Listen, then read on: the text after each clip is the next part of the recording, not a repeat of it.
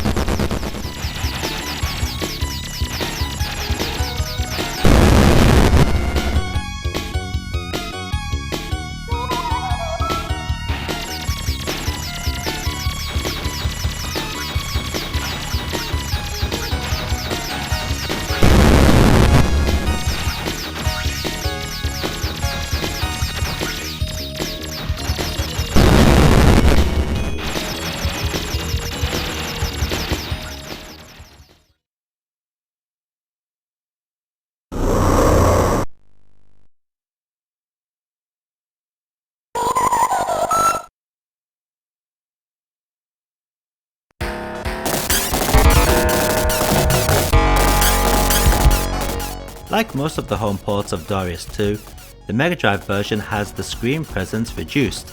However, it doesn't hinder the gameplay at all. There are a few changes here and there, such as the boss Steel Spine being moved to another level, and the boss Killer Higai being replaced with a similar creation called Neho no Jia. The biggest drawback to this and other home ports is the lack of simultaneous 2-player action. Still, on the bright side, the Mega Drive port has done really well at recreating the amazing atmospheric soundtrack from the arcade game. Quite impressive for a 1990 Mega Drive release.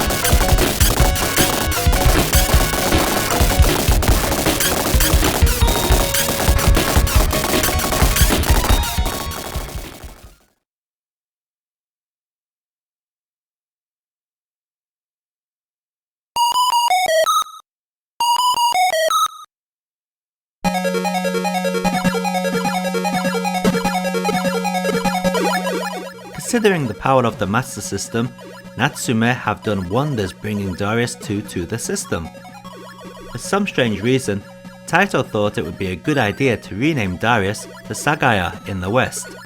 I have no idea why, but just maybe it could have been because of the ancient king of a Persian empire that went under the same name. Anyway, this Master System version was only ever released in PAL format, like so many Master System games, which is why it uses the new name of Sagaya. This Master System port, while suffering from flickery graphics here and there, does play amazingly well. You'd be surprised at just how well this port is. Sure, there are many stages removed, and quite a bit of stage modification to allow it to fit onto a small Master System cartridge, but overall, it's a great addition to the Master System's library.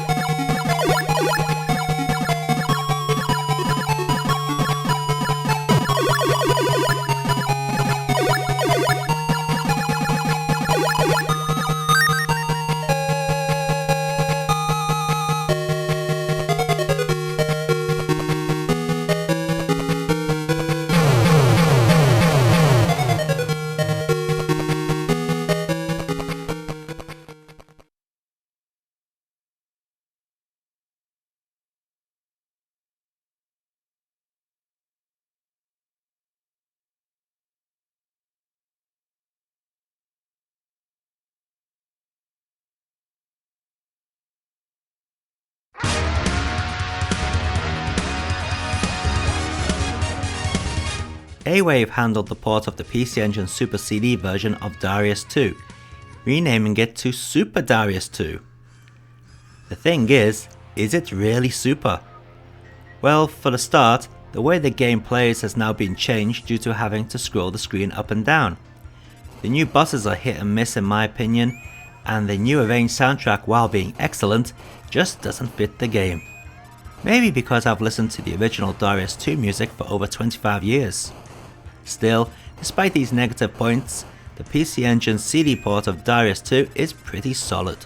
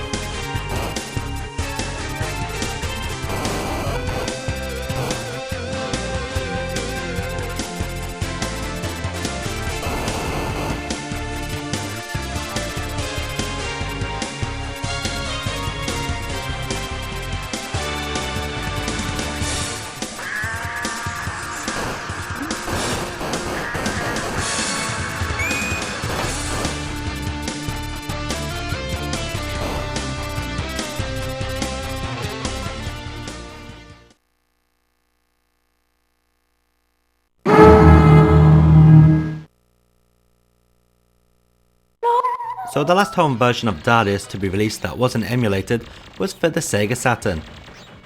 Now one special feature of the Sega Saturn version is the ability to zoom in and out the screen at will. You can zoom the screen in and out whenever you feel like. Now while some people may think this is pointless, it actually does have a good purpose, because what it does is let you have the ability of playing Darius II as the original 2-screen version arcade. And what's even better is you can zoom the screen all the way up to fill up a full widescreen TV. So how does it compare to the other ports of Darius II? Well, basically, this is the arcade game. There is not that much difference. In between cutscenes such as the map and the title screen and so on do actually run in the Sega Saturn's highest resolution, which unfortunately my capture card doesn't seem to like. Which is why when you get to see the map screen and the title screen just before, it flickers like crazy. But the main game runs in the standard Sega Saturn resolution, which is a bit of a shame because when you do zoom the screen all the way out, as you can see here, then you tend to lose some of the detail in the background graphics. The only way you can get the full detail is by having the screen zoomed all the way in, but then when you do that, the screen becomes pretty cramped and it is difficult to play. So you have to compromise most of the time and play the screen half zoomed in, which sort of gives you the screen resolution of 1.5 monitors. But still, despite this flaw, the Sega Saturn version of Darius II is possibly the best home version ever made.